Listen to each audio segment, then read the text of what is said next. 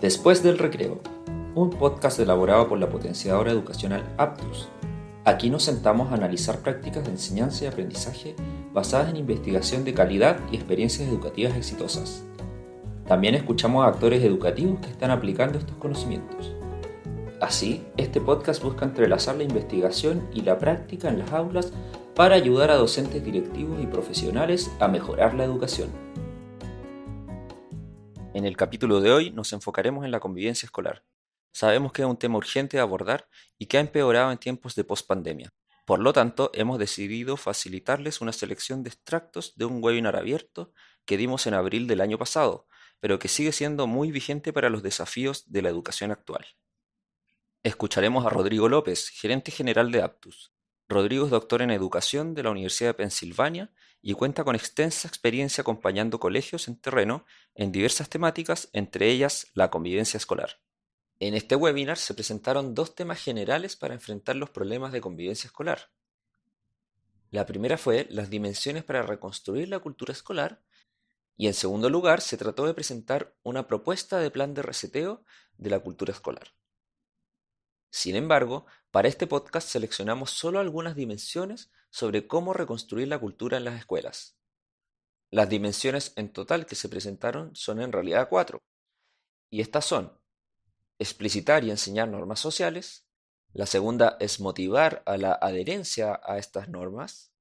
En tercer lugar, prevenir las malas conductas y los problemas de convivencia. Y en cuarto lugar, la dimensión más reactiva, es decir, qué hacer cuando ya ocurren estas situaciones. En este capítulo nos enfocaremos en las primeras dos, es decir, cómo sacar provecho de las normas sociales, que siempre existen aunque no estén explícitas, y cómo motivar que los estudiantes las sigan y acepten como algo valioso para ellos y sus aprendizajes. Algunos oyentes pueden estarse preguntando en este momento, ¿pero por qué hablar de cultura escolar para abordar los problemas de convivencia? Como plantea Tom Bennett, fundador de ResearchEd y asesor del gobierno de Reino Unido en políticas de convivencia escolar, la cultura refiere a las creencias y valores que subyacen a un grupo o grupos. Es decir, esto nos ayuda a pensar en preguntas como: ¿qué conductas son valiosas en esta escuela y en esta sala? ¿Qué se considera importante? ¿Qué es lo deseable y lo que se reconoce? ¿Es popular, por ejemplo, portarse mal o portarse bien? ¿Quiénes son los estudiantes que son referentes para sus pares? ¿Podemos influir realmente en esto? Como verán, se levantan muchas preguntas asociadas a la convivencia escolar, y obviamente no podremos responderlas todas en este capítulo, pero puede resultar un primer paso para reflexionar sobre este tema tan complejo. Pero si puedo elegir una afirmación que nos guíe sobre este tema tan complejo, sería que la convivencia escolar no es una responsabilidad solamente individual de los estudiantes o de cada docente, sino que es una responsabilidad de la organización educativa en su conjunto. Por esto nos enfocaremos en hablar sobre la construcción de la cultura escolar, es decir, qué creencias y valores se transmiten de forma consistente y transversal en una institución particular. Al final, como plantea Paul Van Brix-Santoyo en Las Palancas del Liderazgo 2.0, la cultura está representada en todo lo que se ve y oye en un establecimiento educacional, y es la manifestación de las creencias, valores y expectativas, y como tal requiere definir una visión y un modelo que se vuelva compartido entre los equipos profesionales y los estudiantes. Antes de escuchar a Rodrigo, es importante mencionar que este webinar se basa especialmente en 3 libros que se relacionan de diversas formas a una enseñanza de excelencia y también a una cultura que incluye las buenas relaciones. Por ejemplo, Las Palancas del Liderazgo Escolar 2.0 de Paul Van Brik, específicamente los capítulos 5 y 6, Enseña como Maestro 3.0 de Doug Lemov, capítulos 10, 11 y 12, y otro libro del mismo autor que estamos traduciendo en estos momentos, que se llama Reconnect, el cual se enfoca en esta idea de que, post pandemia, todas las comunidades escolares están llamadas a reconectar con sus estudiantes y entre adultos, ya que se tuvieron muy pocas oportunidades para aprender a socializar de formas sanas. Bien, ahora no los demoro más y escuchemos a Rodrigo. De vuelta de pandemia, después de estos casi 2 años fuera de clases presenciales, nuestros estudiantes volvieron distintos. Ya lo tienen que haber escuchado en la prensa varias veces, pero Chile fue de los países en el mundo que más tiempo estuvo sin clases presenciales, lo que generó brechas relevantes en el proceso de desarrollo y socialización de los niños.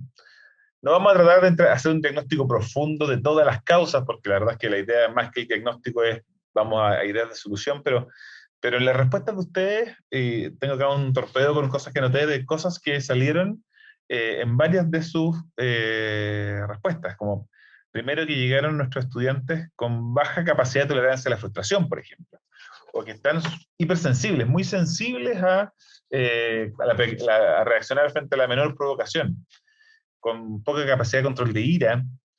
Los niños más chicos llegaron, por un lado, con juegos violentos, o sea, se ven chicos juegos más violentos, y también hay niños chicos que volvieron sin hábitos básicos para el aula. Eh, También los más pequeños, más llanto, dificultad de separarse de los papás cuando están enfrentándose por primera vez ya a la escolarización. Con mecha corta, enojados y agresivos, esta normalización de juego brusco muchas veces basado en ejemplos que ven en redes sociales de cosas a replicar. Eh, con también, especialmente en las adolescentes, ataques de ansiedad y crisis de pánico. De esto de reenfrentarse al encuentro social con otros, les ha dado crisis de pánico de enfrentarse a esto de vuelta. Y también con menor capacidad de atención, con menor capacidad de atención continua, de distraídos, con poca capacidad de concentración, cosa que es relevante obviamente para todo el proceso educativo. Entonces, nuestros niños volvieron distintos en distintas formas. Y esto tiene que ver con falta de espacios de socialización, por ejemplo, jóvenes que pasaron la pubertad en la casa encerrados, entonces cosas encuentros que antes eran encuentros sociales graduales, fueron de un día para otro volver a enfrentarse a los pares y sentirse juzgados, evaluados. Falta de herramientas de formación de cómo resolver conflictos sin ir a los golpes, elementos sociales que se entregan mucho en los colegios que los perdieron y que les ha costado mucho. Pero no solo los estudiantes volvieron distintos, también los apoderados volvieron en algún grado distinto. Por un lado, han sido periodos de fragilidad, de miedo, miedo por la enfermedad, por la muerte de los seres queridos, pero también un periodo de sobreprotección de alguna manera de los propios niños. O sea, están atemorizados que le pase algo a sus estudiantes, primero obviamente por la enfermedad de la pandemia, pero también ahora están muy asustados que les pase algo en el reencuentro social. Y ese susto, combinado aparte con el desgaste emocional que todos los adultos hemos vivido en esto, también tienen los papás con la mecha muy corta.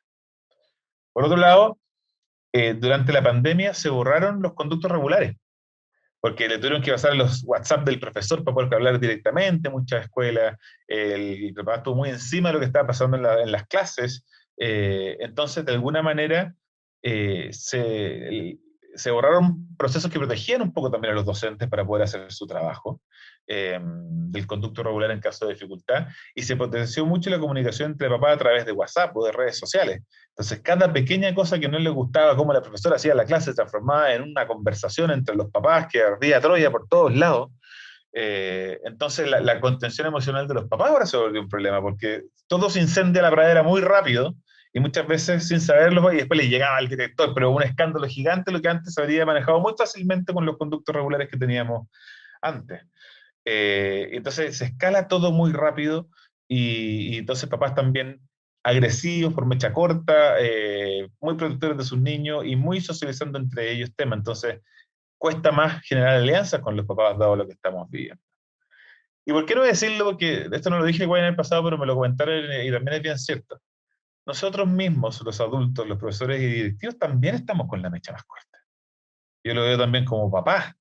O sea, obviamente también estamos cansados, agotados y por lo tanto nuestra tolerancia a la frustración y nuestra tolerancia al estrés también se ha visto afectada. Entonces es un círculo bien vicioso, porque cuando estamos todos con la mecha corta, basta ver entre paréntesis en la calle también, o sea, el tráfico, las bocinas, la agresividad en la calle, venimos de un periodo de tanto estrés que estamos todos con la mecha corta los adultos y los niños también. Y eso se refleja también en lo que vemos, como decía, en el ambiente en el mundo. O sea, no solamente en Chile, en distintas partes del mundo está pasando esto de la falta de socialización. Eh, Otro elemento que se profundizó en la crisis fue que la interacción entre las personas fue vía redes sociales. Y la interacción vía redes sociales puede ser muy tóxica. ¿Por qué? Porque uno dice cosas en redes sociales que no se atrevería a decir en persona cara a cara. O las redes sociales potencian las cosas más extremas, las cosas más malas, más violentas, más exageradas, es lo que se viraliza. el ser buena persona, mesurado, razonable, no se viraliza. Entonces, se extreman y se normalizan comportamientos extremos en redes sociales, que es algo que ya veníamos viviendo, pero ahora en pandemia, cuando estábamos solo razonando vías sociales, o sea, solo razonando vía redes sociales, se extremó el punto. Entonces, se normalizaron comportamientos de violencia, de trato, que antes no estaban, y cuando volvieron los niños han estado con dificultad de reajustarse, es decir, esa no es la forma en que nos tratamos, especialmente en persona. Se perdió los códigos sociales después de tanto tiempo. Estamos como parte de un sistema que está complejo. Sin embargo, esto es súper importante. Que el mundo esté complejo no es excusa para tirar la toalla en las escuelas, sino que es un llamado a ser arquitectos de reconstruir nuestra fibra social. O sea, si hay un lugar privilegiado donde podemos dar el ejemplo de cómo se reconstruye nuestra comunidad y nuestra convivencia, son las escuelas. Porque si nosotros tiramos la toalla, estamos tirando la toalla en la sociedad completa, no solamente en nuestros niños. Entonces, hay que reconocer el contexto difícil y hay que reconocerlo por un lado para no autotorturarnos. No somos solo nosotros, no es solo ustedes, no es solo su escuela. Casi todos los que respondieron a esta encuesta están comentando situaciones similares. Entonces, es un minuto de respirar y decir, ya, estamos varios en esta. Entonces, no se maltraten a ustedes mismos más de lo necesario porque está efectivamente difícil la situación. Pero por otro lado, no puede ser de que el contexto complejo termine siendo excusa para decir no hay nada que hacer porque hay mucho que podemos hacer como escuela para remediarlo. Hay cosas de las que no nos podemos hacer cargo como escuela, aceptémoslo, no vamos a cambiar la dinámica pública, social, política, pero dentro de las paredes de nuestro establecimiento podemos hacer grandes cosas. Entonces, aceptemos lo externo, pero focalicémonos en lo que sí podemos hacer y la idea es desde aquí en adelante, más que llorar las penas, es ver, bueno, qué podemos hacer y cómo tener estrategias concretas que puedan servir para eso.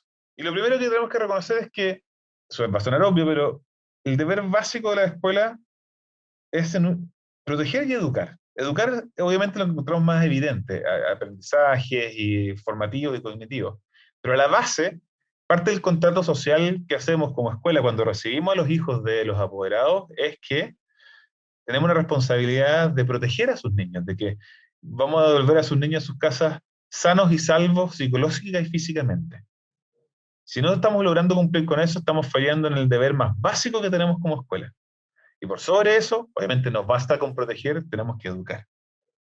Entonces, si no estamos logrando ese primer deber, bueno, es la primera tarea que tenemos que ponernos manos a la obra, es decir, cómo logramos realmente cumplir ese contrato social. Vamos a volver a nuestros alumnos sanos física y psicológicamente de vuelta a su familia cada día.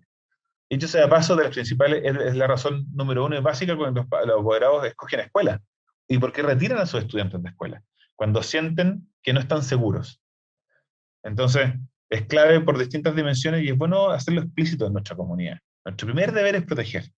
Estamos en la tutela de niños y jóvenes a nuestro cargo. Y entonces vamos a hablar desde ese enmarque en dos grandes temas. Primero, dimensiones para, digo, reconstruir, porque es lo mismo para construir desde cero o para reconstruir una cultura escolar sana.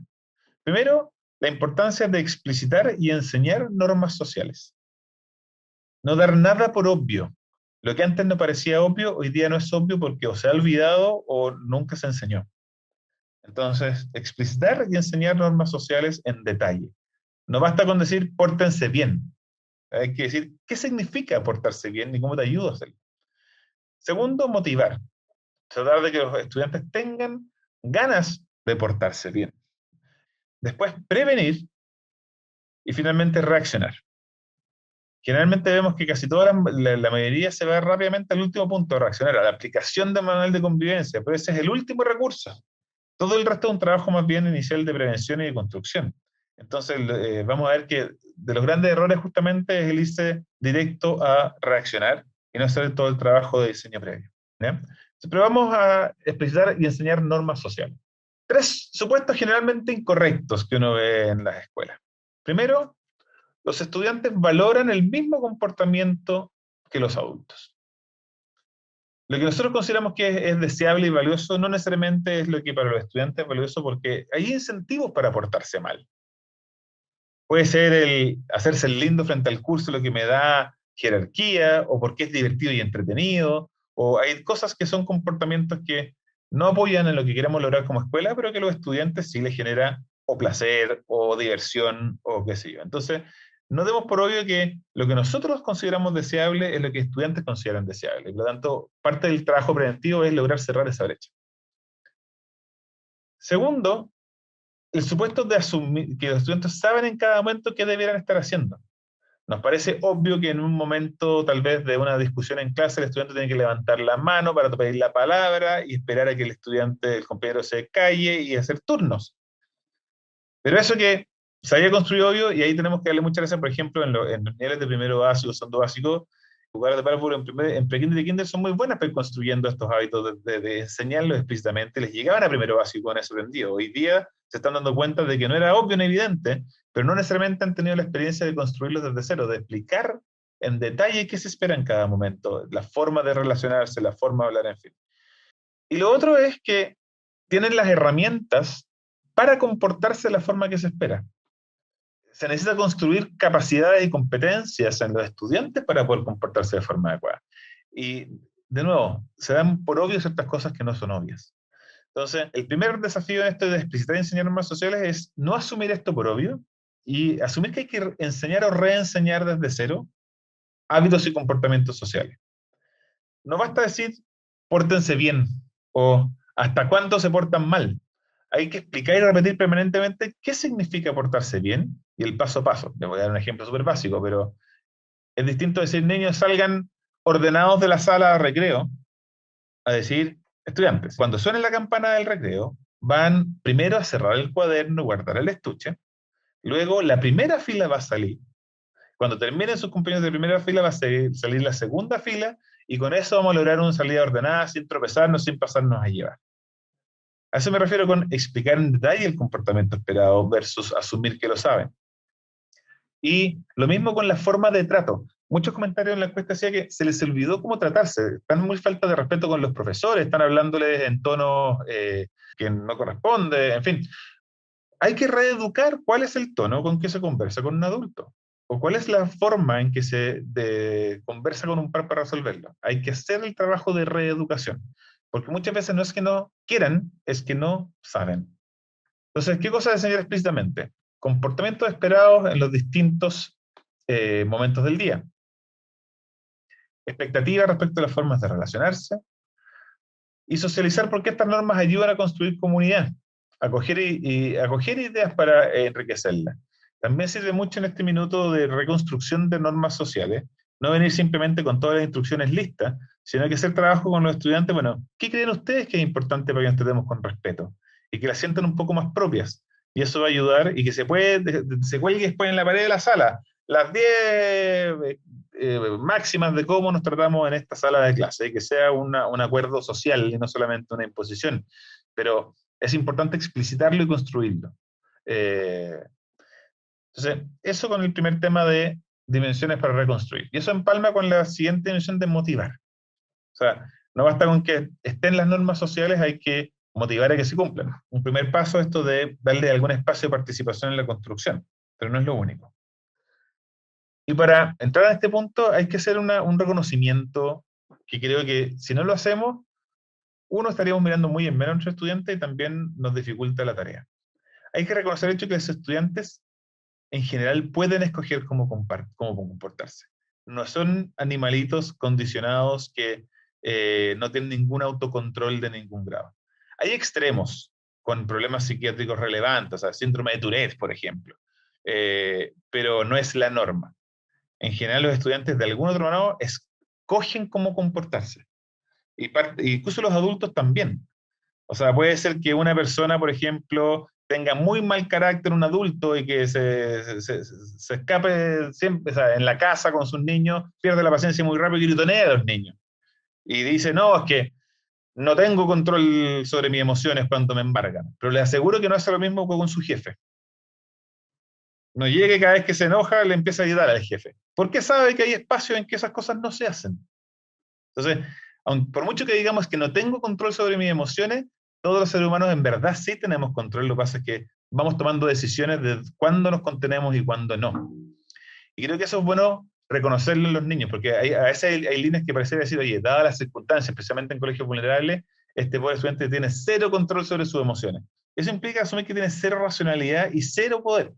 Obviamente hay estudiantes que les cuesta un poco más, pero si creemos realmente que los estudiantes tienen cero poder de autocontrol, estamos dando la batalla por perdida de antemano, porque en el fondo eso implica que nada que hagamos de convencimiento, de formación, va a tener incidencia. Partamos por reconocer que son seres pensantes nuestros estudiantes y que en el fondo escogen y pueden escoger cómo comportarse. Por lo tanto, hay que darle razones personales y razones comunitarias de por qué comportarse. No es simplemente empujarle reglas encima, sino que tratar de convencerlos y darles razones. No solo eso, vamos a hacer muchas más cosas que eso. Pero respetando su racionalidad y respetando su humanidad, hay que explicarle por qué estas son las reglas. ¿Por qué es importante darnos con buen trato? ¿Por qué es importante tomar turnos para conversar? Y por lo tanto es importante reconstruir el sentido de comunidad. Y esto es clave. La escuela es una comunidad, es un espacio social, y parte de las razones importantes por qué nos comportamos es para poder vivir en sociedad y en comunidad, y que a todos nos hace bien estar en un lugar en que no nos sintamos agredidos, amenazados, y entonces dar razón de cómo y por qué construir comunidad. ¿Y qué nos ayuda a reconstruir ese sentido de comunidad? Bueno, como escuela nuestros valores e historia común, lo que hemos vivido juntos. Entonces lo que sobrevivimos juntos como pandemia fue duro para todos, el orgullo de haber pasado por esto y estar de vuelta de pie. Los símbolos y ceremonial de la escuela, símbolos, logos, ceremonias. Yo era scout desde chico y la verdad es que los grupos scout son muy buenos en eso, es el ceremonial la simbología del pañolín, de la promesa, de ciertos lemas comunes. Soy parte de lo que se desintegró muy fuertemente en la pandemia es el sentido de pertenencia. Yo soy parte de. Entonces, relevantar todos esos elementos que como escuela nos dan sentido de pertenencia, sea como la escuela en general o como subgrupo, la pertenencia al curso, la pertenencia a mi subcomunidad dentro del colegio, ayuda a decir, y como soy parte de una comunidad, tengo que mi comportamiento que ayuda a construir esa comunidad.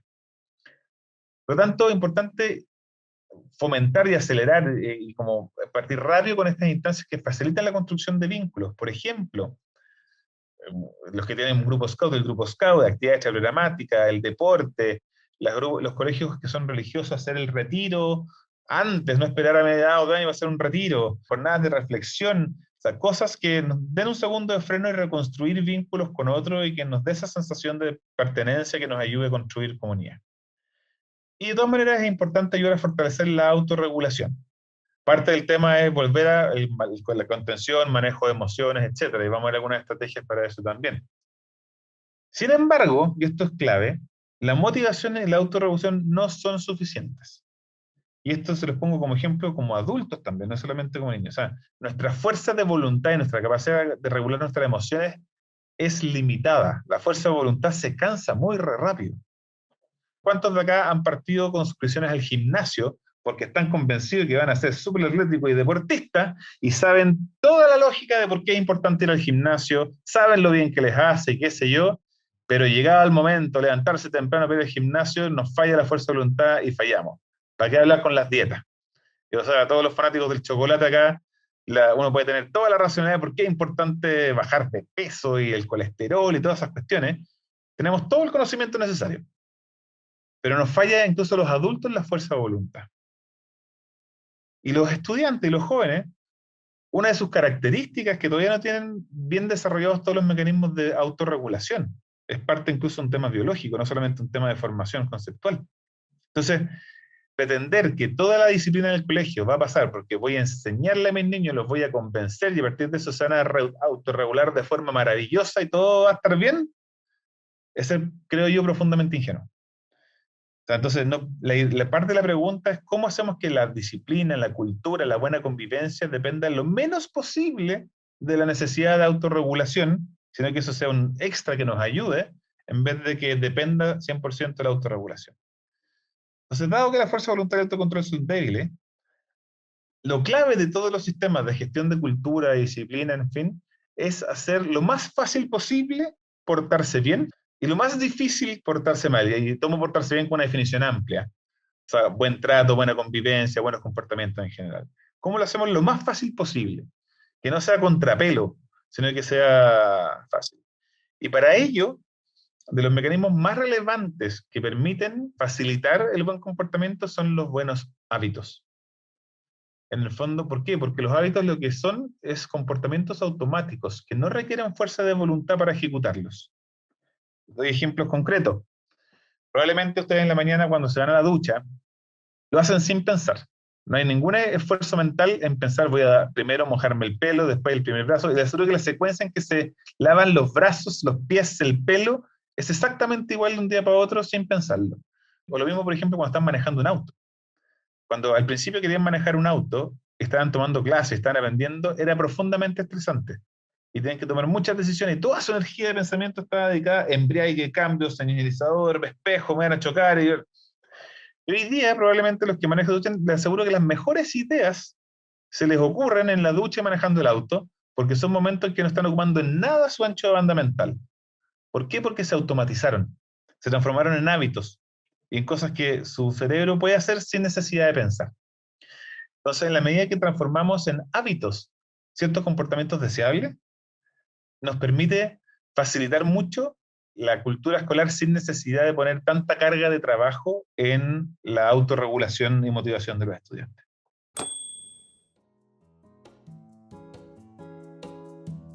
Bien, agradecemos a Rodrigo por su claridad y sus recomendaciones.